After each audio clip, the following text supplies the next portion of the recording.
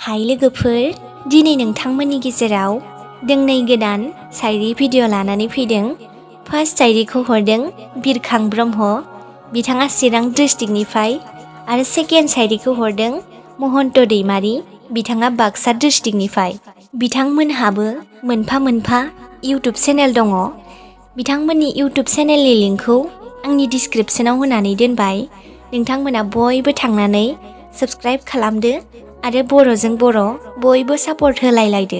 दानिया फैदो आंनि आवरायनाय शायरिखौ दान्दिसे खोनासंलांदो।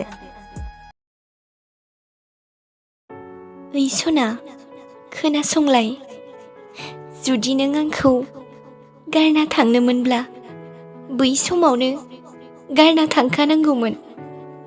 नाथाय दा नङा, नोंनोथ' मोनथिखागौमोन आंहा नोंनि अनगा रावबोआनो गैया बे जिउआव।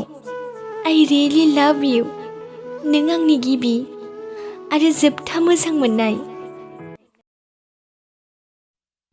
जेब्ला बै समखौ गोसोखांहरफिनो, अब्ला आंनि थाइनै मेगननि रुगुङाव बोहैयो दुखुनि मोदै।